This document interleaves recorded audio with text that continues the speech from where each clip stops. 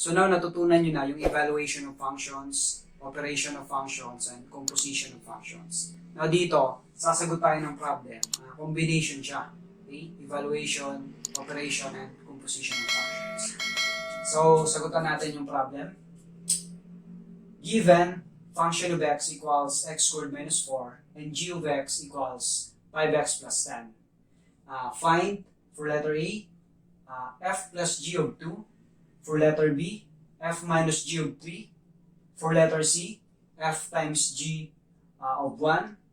And for letter D, f over g of 4. And for letter E, f composed of g of 5. So, paano natin ito sasagutan? So, una, sulat muna natin yung given. So, function of x equals x squared minus 4 and g of x equals 5x plus 10. So, for letter A muna tayo. F plus g of 2.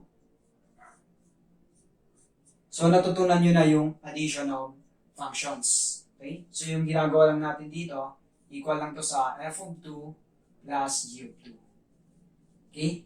Dinidistribute lang natin yung 2. Then, solve muna natin to isa-isa. So, yung f of 2 muna.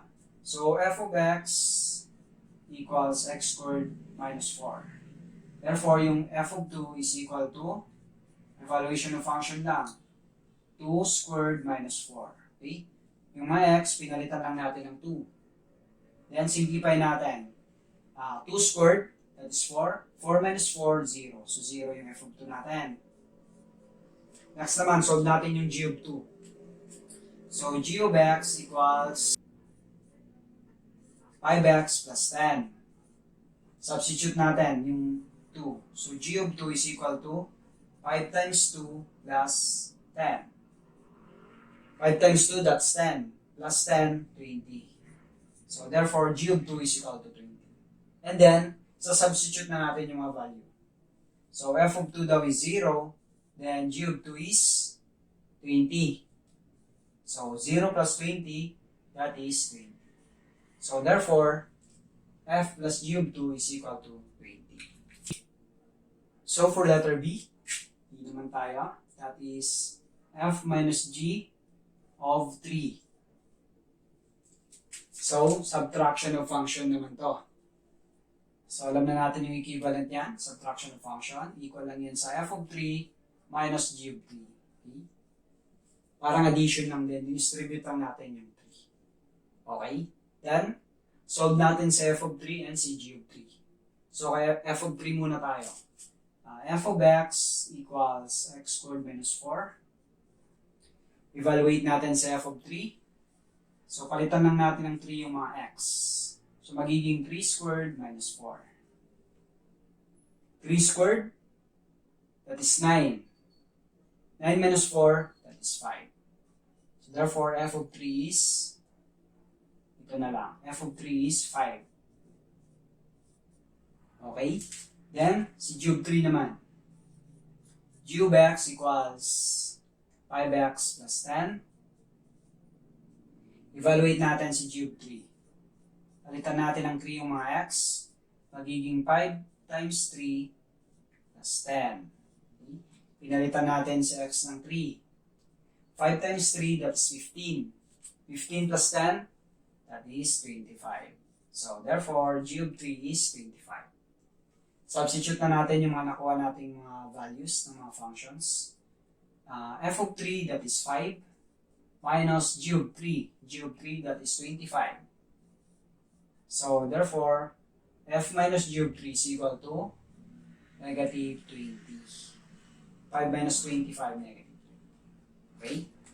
Then, for letter C naman tayo. Letter C is f times g of 1. Of 1. So, multiplication of function naman siya.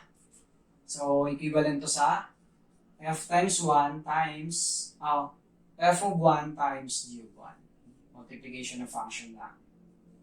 So, solve na natin sa f of 1 and si g of 1. Then, multiply natin. So, f of x is equal to x squared minus 4. So, function f of 1, substitute lang natin yung 1 sa x, 1 squared minus 4. Pinalitan lang natin yung x ng 1, then simplify. 1 squared, that is 1. 1 minus 3, 1 minus 4, that is negative 3. Ito na lang. F of 1, that is negative 3. Then, g of 1 naman solve natin. G of x equals 5x plus 10. So, g of 1 is equal to, evaluate lang natin si 1. Palitan natin sa x ng 1. Okay, pinalitan natin ng 1 yung x. 5 times 1 is 5 plus 10, that is 15. So, therefore, palitan natin sa f of 1, that is negative 3, times g of 1, that is 15. Negative 3 times 15, that is negative 45. So, therefore, f times g of 1 is equal to negative 45. And for letter D natin, letter D, that is f over g of 4. So, division of functions naman siya. So, equivalent lang to sa f of 4 over g of 4. So, dinistribute lang natin yung 4. Okay? So, i-divide lang natin sa f of 4 and si g of 4. Solve muna natin sa f of 4. So, f of x equals x squared minus 4. So, therefore, f of 4 is equal to, evaluate lang natin, palitan lang natin yung x ng 4. 4 squared minus 4. 4 squared, that is 16. 16 minus 4, that is 12. So, therefore, f of 4 is equal to 12. Then, si g of 4 naman solve natin. G of x equals 5x plus 10. So, g of 4 is equal to 5 times 4 plus 10. Pinalitan lang natin ang 4 and 10, evaluation of function. So, 5 times 4, that is 20. 20 plus 10, that is 30. So, substitute lang natin yung values ng mga nakuha natin dito. F of 4 is 12 over g of 4, that is 30. Then, pwede pa natin siyang i-simplify. 12 over 30. So, tanggalin natin yung 6. 2 over 5. Kasi ito 2 times 6. Ito 5 times 6. So, kinansel lang natin yung 6. 2 over 5. So, yun na yung sagot sa letter D. And lastly, letter E, that is F composed of G of 5. So, composition of functions naman to. So, alam na natin yung equivalent nito, that is F of G of 5. Okay? Composition of functions na. Okay? So, solve muna natin si G of 5. Kasi siya yung nasa loob ng F. So, g of 5, si g of x muna, g of x equals 5x plus 10. So, g of 5 is, palitan lang natin sa x ng 5, magiging 5 times 5 plus 10. Pinalitan lang natin yung x ng 5. 5 times 5, that is 25, plus 10. 25 plus 10, that is 35. So, therefore, g of 5 is 35. So, palitan natin siya. Magiging f of, so g of 5 natin, that is 35. So, magiging f of 35 siya. So, isolve natin si f of 35 naman. So, f of x equals x squared minus 4. So, f of 35 is equal to 35 squared minus 4. So, 35 squared is equal to 1225 minus 4.